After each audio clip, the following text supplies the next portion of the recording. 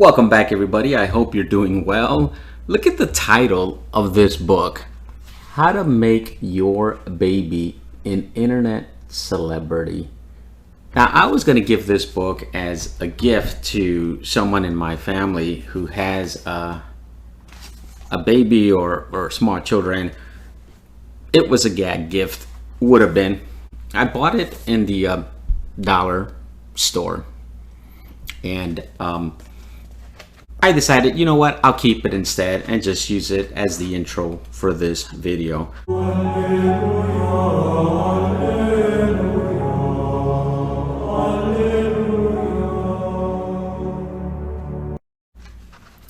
It's got a lot of cute baby pictures. Come on, they're babies, of course they're going to be cute. And a lot of ideas on how to use social media to make your baby an internet celebrity. Because, come on, let's face it, who doesn't want to have their baby plastered all over social media, a celebrity of sorts? Come on, you'd be a bad parent to say you don't want to. Or would you? There's actually two other books I want to talk about that tie in with this.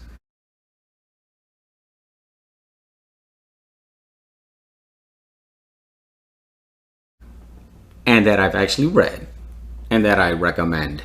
One of them is called Embracing Obscurity, Becoming Nothing in Light of God's Everything. Now, that book was published in 2012. And here's what he says. And listen to what this author says. We have such a high opinion of ourselves that to live and die unnoticed seems a grave injustice. Yet for the vast majority of us, has God called us to anything else? Webster defines obscurity as relatively unknown, not prominent or famous. So therefore, not internet famous too. Aww. That pretty much sums up the vast majority of humankind, doesn't it? Even those rare men and women who make a mark in our society, like a passionate speaker, a star athlete, an active politician, a gifted musician, they're still relatively unknown in the grand scope of the world's consciousness, and especially in light of history.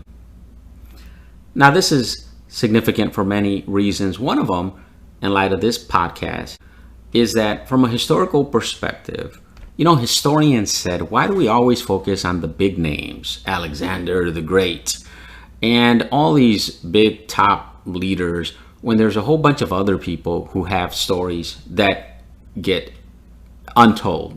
Well, part of the reason is because you can't cram all of that history in a one-year history course. So the decisions have been made on who's had the greatest influence, who's been prominent, and so on and so forth. And that's why, for the most part, you don't learn in history class about ordinary people, just the great and the so-called near greats. In the year that this book came out, there was another book called Ordinary by Michael Horton, who is a professor in a theologically reformed seminary. His book came out, as I said, the same year as the internet baby, called Ordinary: Sustainable Faith in a Radical Restless World, published in 2014. Listen to how he puts it. He says, ordinary has to be one of the loneliest words in our vocabulary today. Who wants a bumper sticker that announces to the neighborhood, my child is an ordinary student at Bubbling Brook Elementary? Who wants to be that ordinary person who lives in an ordinary town, is a member of an ordinary church, and has ordinary friends, and works at an ordinary job? Our life has to count. We have to leave our mark, have a legacy, make a difference. And all of this should be something that can be managed, measured, and maintained. We have to live up to our social media profiles. And he goes on to say that when we ignore the ordinary, we miss something great. quote, changing the world can be a way of actually avoiding the opportunities we have every day right where God has placed us, to glorify and enjoy Him and to enrich the lives of others. And he makes this quote that hung on the outside of a building of a monastery, which said, "Everyone wants a revolution, but nobody wants to do the dishes." Now, don't misunderstand what these authors are saying with regard to embracing obscurity or being content with being ordinary. They're not saying or arguing for being mediocre. Mediocre means you're not very good.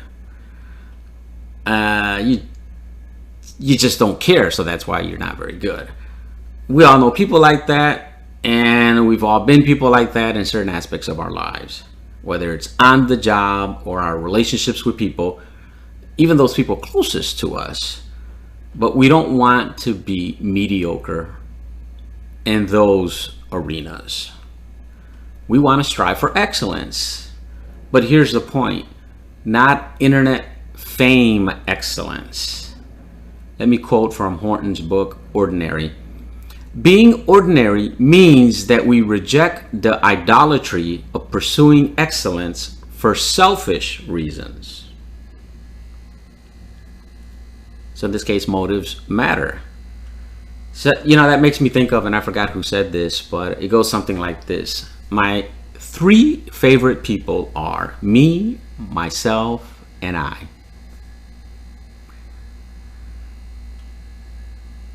Now, Horton goes on to say, if we were to measure excellence by God's standards, the list might seem a little strange.